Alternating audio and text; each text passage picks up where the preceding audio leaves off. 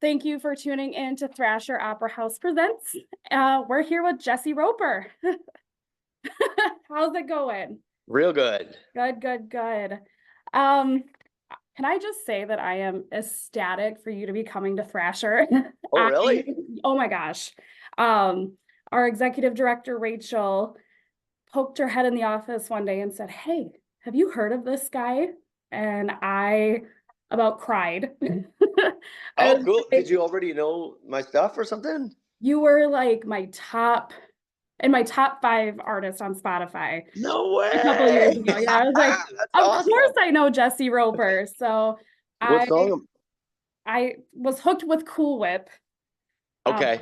just I was cooking and all of a sudden my shoulders started going like this, and I was like, who is this? I Awesome. was hooked. So Cool. Well, yeah, that one for sure. Are you gonna be at the show? of course I will be. Awesome. Great. So you grew up in a small rural town in British Columbia, right? That's right. Okay. How'd you get into music? Yeah. Well, my dad was playing guitar all the time. I just remember my dad and my older brother. My older brother played banjo, and my dad played guitar. Even my mom played a little bit of guitar back then and some mandolin. And I would just watch them, and I just knew I could do it, so I started playing. And back then, I didn't think I'd be playing in a band. Like, I was a real self-conscious, shy kid, Oh, but I loved playing music. sure. And it wasn't until I was older I got kind of thrown onto stage and found the joy and the like high of it, Right. and became addicted instantly. And now I can't live without performing. It's kind of like uh, just sitting and playing is awesome, and I can go to the greatest place in my head. But like, there's something to be said about getting up on stage in front of people, like whether it's one or 10,000, and Sure. and just doing it, and the high that you get is so cool.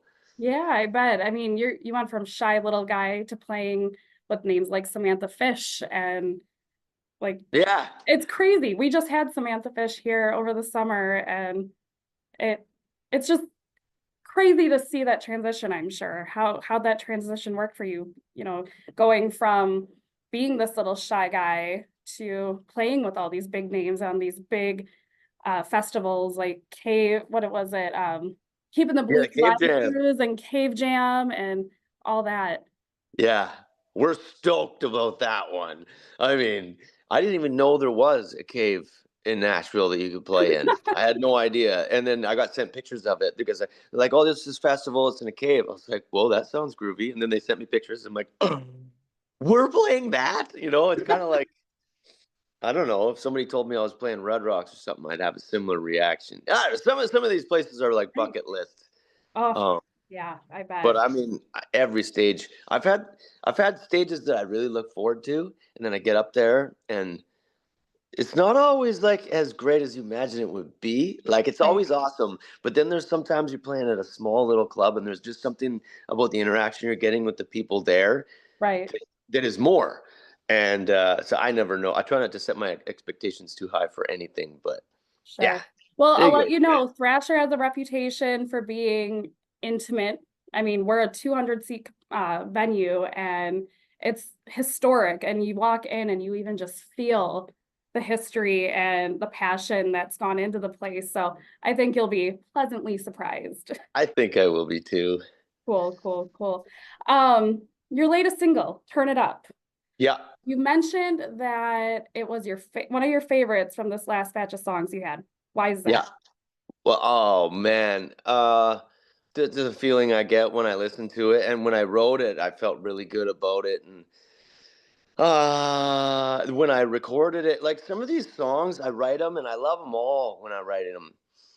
Some a little bit more than others, but then, like, in the recording process, like, sometimes it can get really hard, and you kind of lose your love for a certain song, or you feel like, when you listen to it, all you can hear is like the thing that you wish you did differently or Sure. whatever. Where Turn It Up is just like, when I listen to it, same with like Cool Whip.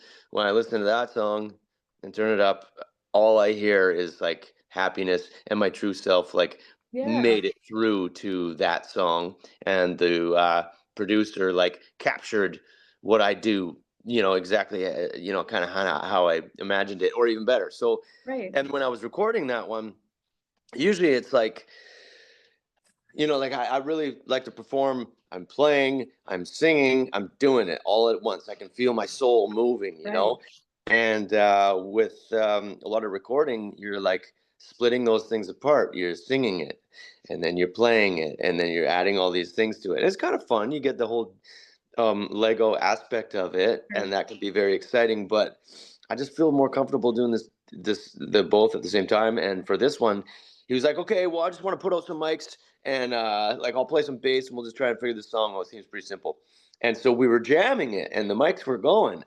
And after we tried it a few times, and he finally had like what he figured was the bass line that he wanted to play on it, we listened to it back, and he was like, dude, this is good. Let's just take it. And of course, inwardly, I already knew that and felt that and was like, yeah, you got me there. Like there's like Right, imperfections in my vocals that make it cooler that right. I'm not on tune because you can hear my smile in the song. And I just love that stuff. Like for me personally, that's what I listen for. I listen to see if I got me. And that one I did. And so when I listen to it, I'm like, turn it up. I fucking love that one. Yeah, you can tell in that whole song. You can just feel it. Kind of like I did with Cool Whip. I was just like, oh, all right. This is Yeah, it. that one we split it apart. But here's the thing. When I wrote Cool Whip, it was like it came to in a way, it came together so fast. Like one night I just like sat down and I was in a goofy mood and I was like, okay, I'm just gonna write a song, whatever it is, who cares if I use it or whatever. And so I had my computer and my recording stuff kind of like haphazardly set up. And I just sat down and for whatever reason went like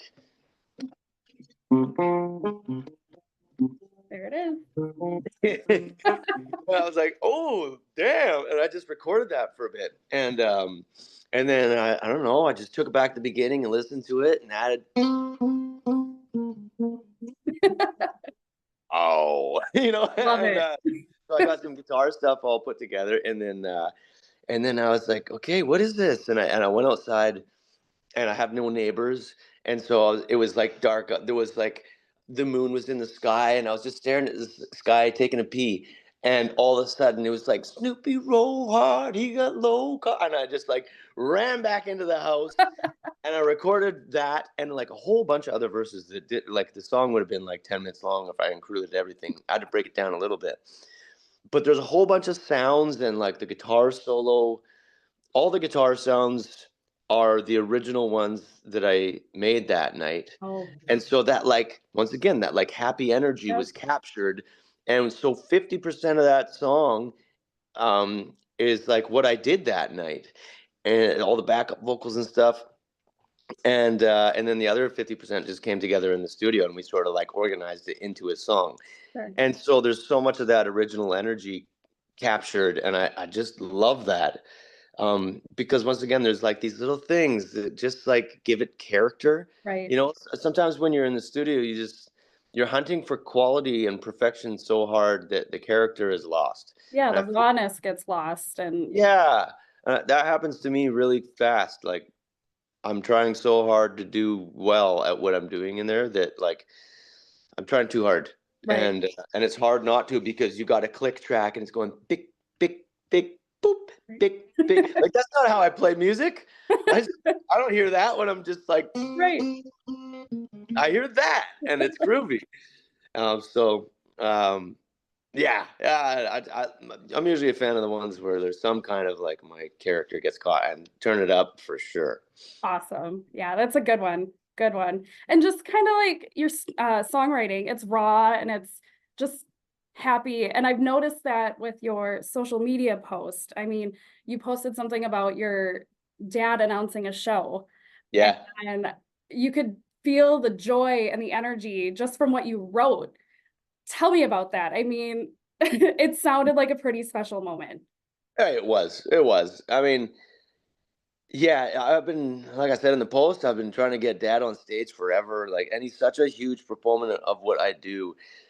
And he's always really like my parents in general, my mom and dad have both encouraged me.